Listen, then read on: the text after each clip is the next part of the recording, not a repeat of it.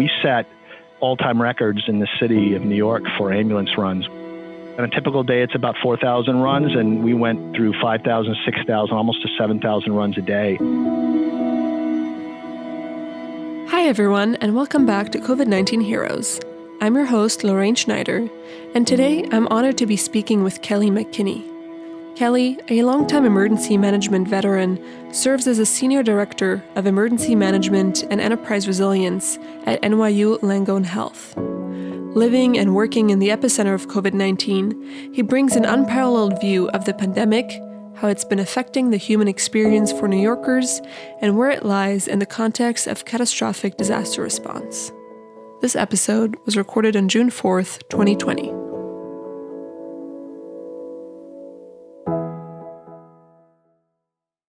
Hi, Kelly. Thank you for being on today's show of COVID-19 Heroes. Welcome.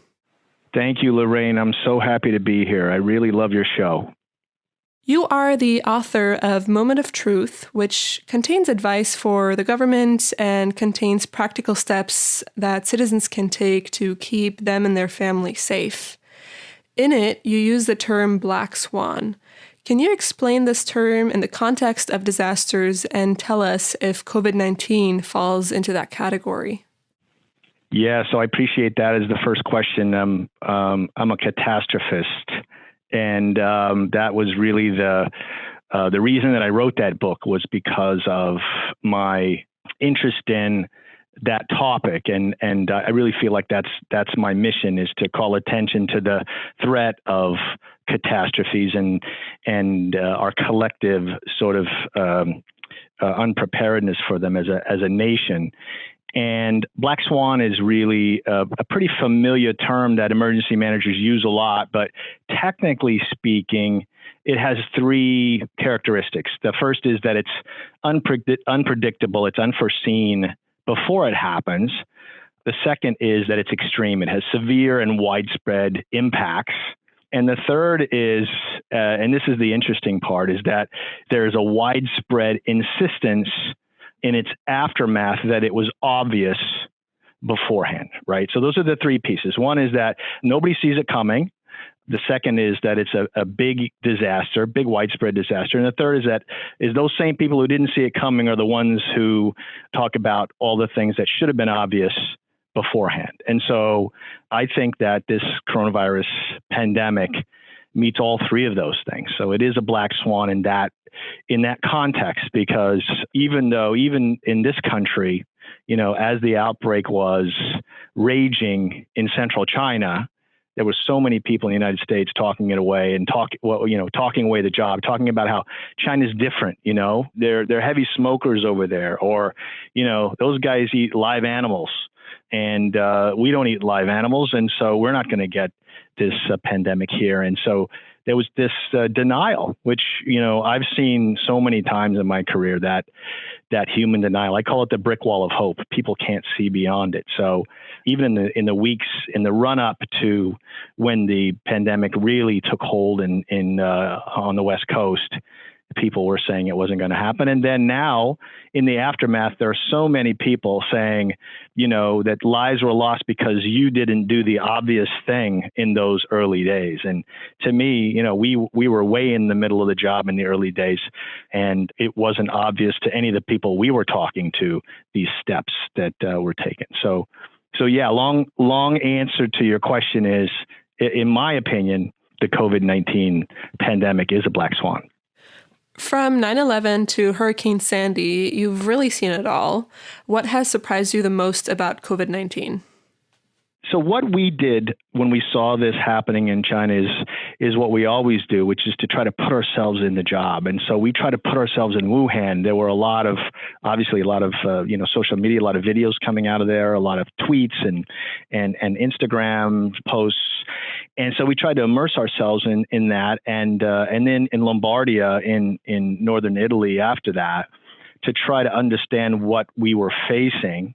And we took away, especially from Wuhan, we took away this image of crowds at hospitals, right? That, worried well, we're going to crowd into the hospital. So that was what we prepared for. We prepared for this surge of what we call mild illness and worried well into our hospitals. And we just didn't get that. We didn't get a tsunami of people, because what we missed and what happened and what everybody knows is that government acted very rapidly and very effectively to shut everything down. So I live in New York City, and the difference between New York City in December of 2019 and March of 2020 is just night and day. It became a ghost town overnight, essentially. The streets were empty when they called for lockdown, and they closed the schools, right? And they closed all essential businesses, and it was just eerie. The streets were just quiet. But then, very quickly, the sound of ambulances could be heard, and that increased. And those EMS runs, they just started to climb. And because people were staying home, but they were getting sick, and they got sicker and sicker, and they finally called 911. And so those ambulances brought those coronavirus patients into our emergency departments. They didn't come on their own. And we set all-time records in the city of New York for ambulance runs. We typically, on a typical day, it's about 4,000 runs, and we went through 5,000, 6,000, almost to 7,000 runs a day. And the interesting part is that the normal patient type that you bring in an ambulance, those went away. So people weren't calling because of chest pains. They weren't calling because of all the other reasons. Those people were staying home, and so it became almost a pure flow of coronavirus patients, and that was the job for us. And so we started to fill up, and we just transformed our hospitals in real time into coronavirus intensive care units. All of our beds. For about 9 weeks, it was just 24/7 running to try to accommodate that river, essentially. The river was just rising and rising, and we didn't know how high it was going to get. We didn't know if we were going to drown in these patients. Yeah, and talking with doctors, I know they've been very concerned knowing that the regular patient type has not been coming over the last couple of months, and what that will mean moving forward. Yeah, absolutely. In fact, that's, that in some ways could be, the disaster behind the disaster, right? Is all those people that are not seeking medical care for conditions that are going to get worse and worse. There were we weren't doing cancer surgeries. We are now, but, the impacts of that delayed care, those are, I think we're just starting to realize what that is. So in the face of what is potentially the worst period in many New Yorkers' life, what new things have you learned about the human experience, sharing collective trauma and adversity? As an emergency manager in New York City, it's a tough place in many ways. I got into this business on 9/11. I was Associate Commissioner for Environmental Health at the New York City Health Department downtown on 9/11, and I went to the Emergency Operations Center, and I spent many weeks there, and that was how I got into the business. And that event defined me. It defined my outlook. It defined my worldview, and that's why I'm a catastrophist. When you're staring up at the World Trade Center and it crumbles before your eyes, your worldview changes to a catastrophic worldview. And that's what happened to me. But even then, we didn't really allow ourselves to feel it and acknowledge those feelings. And I think a lot of first responders and a lot of New Yorkers are still carrying that around. And so now, all these years later, it's now almost 20 years later, it feels the same in many ways. New York City feels like we're going through the same thing again. And I think that we don't have the tools we need. There was a thing called Project Liberty after 9/11 where, you could call this number and you could talk to this person and you get a couple of sessions, and then they could refer you to more care and all these kinds of things. And there were, the Red Cross was there with their emotional support people, and they do a terrific job. But I don't think we have collective tools to address the collective trauma that the public is dealing with. And even more than that, in most places, you look to leadership to help you with that. The president says words that promote healing, and that has happened on both sides of the aisle. Republicans and Democrats have, after tragedy, they've spoken words to the American people that have helped them to heal, that have helped them to accept what's happened and begin the healing process. And we do not have that kind of leadership at a national level. In fact, it's just the opposite. I mean, General Mattis yesterday called attention to the fact that we have a president that's really dividing the nation. And I think that is really a problem. I think that is one of our biggest problems right now, because the American people can withstand adversity. New Yorkers can withstand any adversity. I mean, I've seen it. You know, the people that aren't emergency managers, they say, if they talk about, well, here's what would happen in a disaster, here's what would happen if that calamity occurred. And they always talk about panic, and they always talk about, you know, all these people losing the control and, you know, running through the streets, waving their arms. And people that have been there, people who have experienced it in New York City and in other places, that doesn't happen. You know, human beings have tremendous resilience themselves, and then collectively, it cannot be overcome by events. Human beings bind together and they get through it. But this is working against us, you know, and so that's my biggest concern right now. And that's what has to happen is we have to come together, and we can get through anything. But you know, they say house divided cannot stand. And so I just don't know what the future holds for us. So experiencing such an intense event over such a long period of time, how does one keep a positive outlook, and how did you keep up the morale of your staff? So for us, it's really about the job. It's about the mission. You know, I have an incredible team here, and I've been in this business 20 years. I've never worked with a better team of people than I'm working with right now. And so it's really about getting to work when you're an emergency manager, and it's about the work and about the mission. And we're in the service business. Emergency management is a service business. We are not incident commanders. We provide coordination. We solve problems, we manage resources, we manage information, all to the benefit of people, right? And so we do that in the midst of disaster. So we're not normal in that respect. We're not normal people. We come from that disaster world. The best emergency managers live there.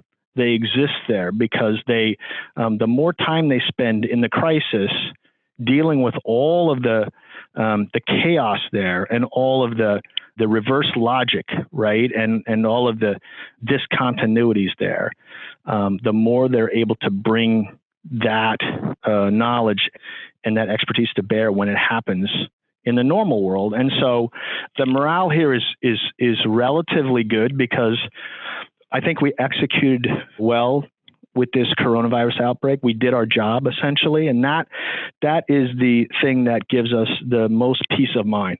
We did our jobs, right? I would just say that we didn't expect the social unrest issues that we're dealing with now, and that's layering on top of the outbreak for us. So the workload is getting to be sort of a crushing burden, but we're holding it together. And just in terms of the morale of my staff and the morale of emergency managers, I think we have that peace of mind because we're doing a good job. And the other thing I would say is that, we talked about that. I call it the parallel universe, right? There's a parallel universe on the other side of that brick wall in our minds. Everybody's walking around with that brick wall of hope.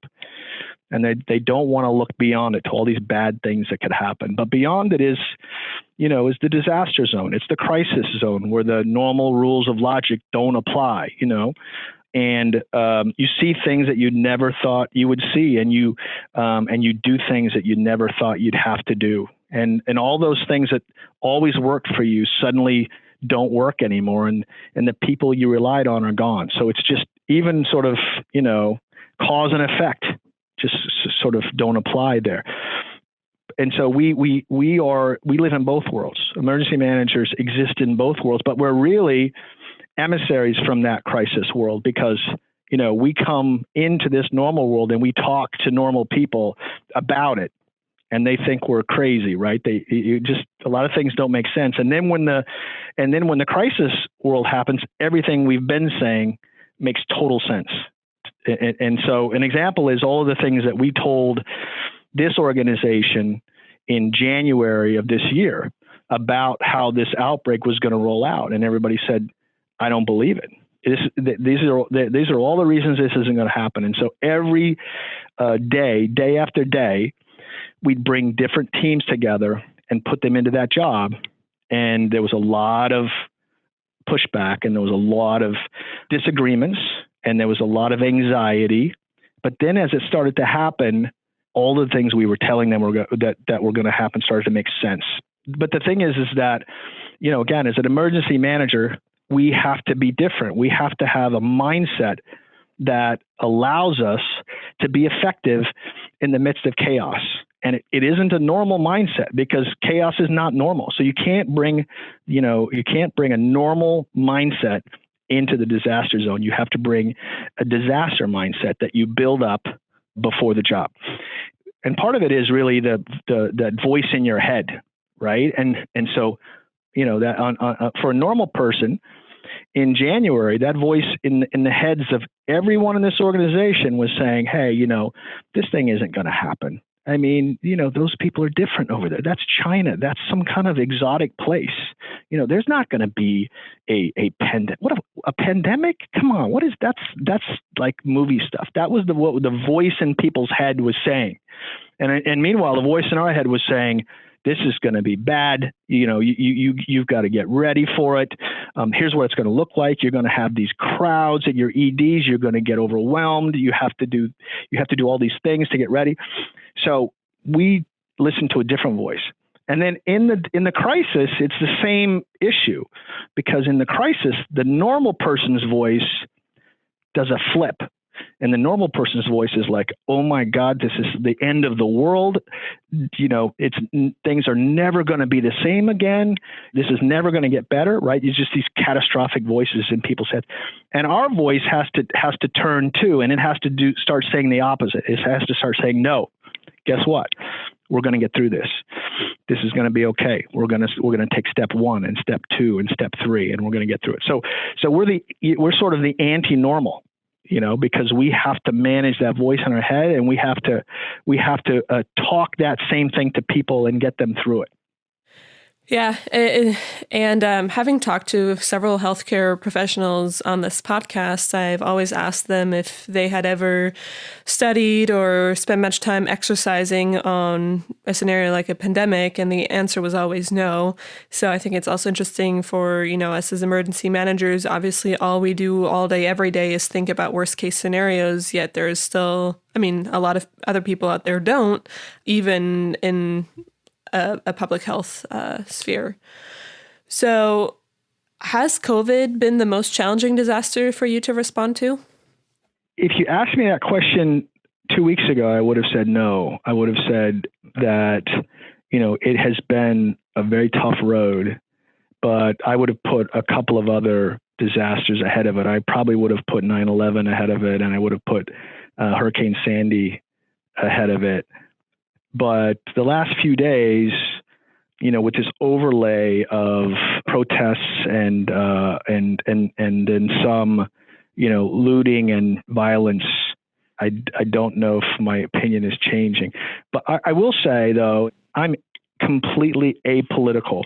I do support and respect the protesters, and we've been in the middle of those protests, and they're really important what they're doing, and their methods have been very interesting and effective. I think there are crowds.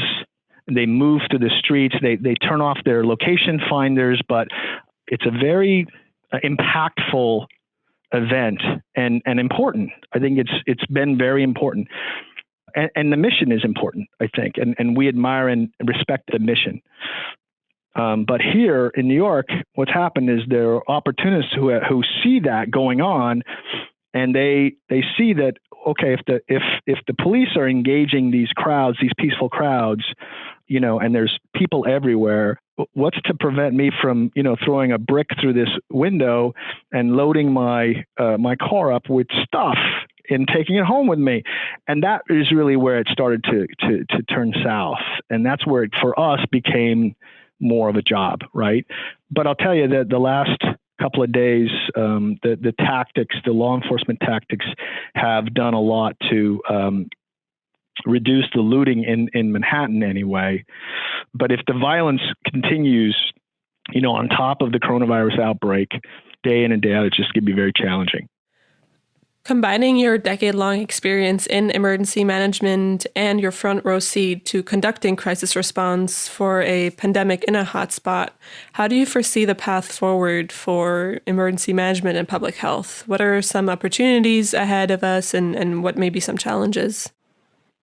So that's an excellent question, and that's the most important question that I could ever be asked, because I do think that emergency management is the essential profession and that we are necessary to save, the future of society in some ways. But I think that we also need to change, and we also need to, advance into the 21st century.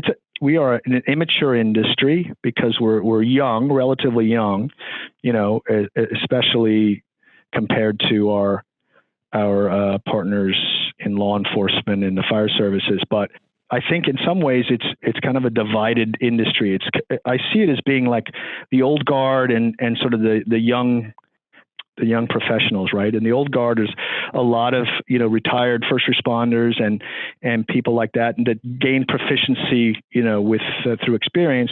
And then a lot of professionals that came up, and were educated and learned and some of them, there are a lot of folks are EMTs and things like that, but not primarily sort of retired law enforcement and fire services. And so, but I think we have to continue to professionalize this industry. And I think we have to bring modern technology to bear. And the other thing I think we have to do is figure out how to come together better as a nation. And I think coronavirus has exposed the fact that we don't have an ability to come together as a nation to respond to a national disaster. This is a national disaster, and we are not addressing it as a nation. And some of that, I think, is leadership at a national level, but it's also, we emergency managers need to ignore those political boundaries and our own silo walls to come together collectively and understand how we are going to come together as a nation, as an industry of emergency managers, and help to reduce the human suffering during a catastrophe, because I think there are catastrophes in our future, and we as an industry need to be able to get big enough, fast enough to manage that. If one thing is going to come out of COVID, I really hope that it is helping popularize the field of emergency management, helping people see that it exists and what it is that we do. So on that note, Kelly, thank you so very much for speaking with me today and sharing all your insights about how COVID has impacted New York and your organization. And thank you for your leadership. Lorraine, I think that the COVID Heroes podcast and all the things you are doing are really helping that. So thank you so much for inviting me. It's been great. I'd like to close off this episode by thanking Kelly for his leadership within his organization and within our entire profession. Stay well, stay safe. Until next time, I'm your host, Lorraine Schneider.